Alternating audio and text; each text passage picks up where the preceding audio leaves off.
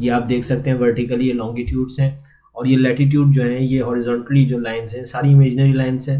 Latitude और longitude के जरिए से हम लोकेट कर सकते हैं किसी भी प्लेस को अर्थ के ऊपर। लंबाई में लाइंस हैं, इमेजिनरी लाइंस हैं, लाइंस ऑफ लॉन्गिट्यूड, और इसमें स्टैंडर्ड प्राइम मेरिडियन होता है। इस जगह को हम 0 मानते हैं, और आप लंदन इंग्लैंड का एक शहर जगह है जिसको हम ग्रीनविच कहते हैं, वहां पे 0 डिग्री कंसीडर किया है। तो जैसे हम इस तरफ ईस्ट की तरफ जाएंगे, ये इसका ईस्ट वाला पोर्शन है, तो ये प्लस में जाएगा, +1 +2 +3 +4 तो ये 180 तक जाता है। याद रखिएगा लॉन्गिट्यूड्स को हम डिग्रीज के अंदर मेजर करते हैं। लॉन्गिट्यूड का टाइम जोन से इसका रिलेशन है।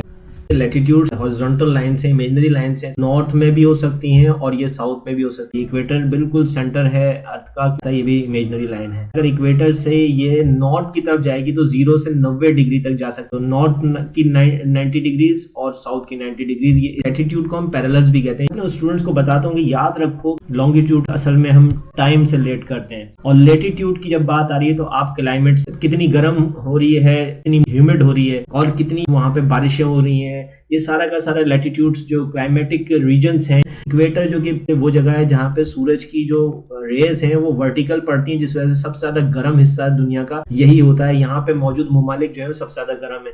अब जैसे जैसे आप ऊपर की तरफ जाते जाते हैं तो ह्यूमिडिटी बढ़ती जाती है और रेनफॉल ज्यादा हो रही है, जिसे हम ट्रॉपिकल जोन और टेम्परेट जोन भी कहते हैं, वो इस तरीके से यहाँ पे डिवाइड होते चले जाते हैं, और ऊपर जाते जाते ये ठंडी, कोल्ड और जो है वो ड्राई होती जाती है। तो ये इस तरीके से नॉर्थ साइड पे भी और इसी तरीके से साउथ साइड पे भी इक्वेटर से ऊपर की तरफ यानी कि नॉर्थ की साइड पे जो इमेजिनरी लाइन है ये ट्रॉपिक ऑफ कैंसर कहलाती है, और ट्रॉपिक ऑफ कैंसर से लेके इक्वेटर तक का हिस्सा ये ट्रॉपिकल जोन है। इसी तरीके से इक्वेटर से लेके ट्रॉपिक ऑफ कैप्रिकॉर्न जो नीचे आपको नजर आ रहा है यहाँ तक का भी हिस्सा जो है ये ट्रॉपिकल जोन है। इसमें भी फिर सब ट्रॉपिकल जोन भी होते हैं, उनकी अपनी प्रॉपर्टी है।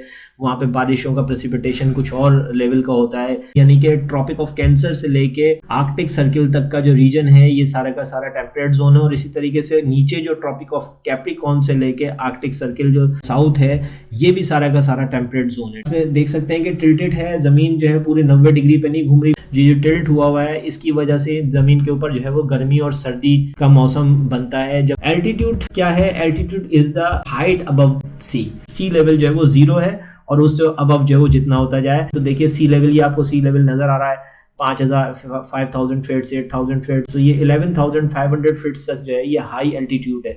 इसके बाद वेरी हाई एल्टीट्यूड 11500 से 18000 फीट तक है।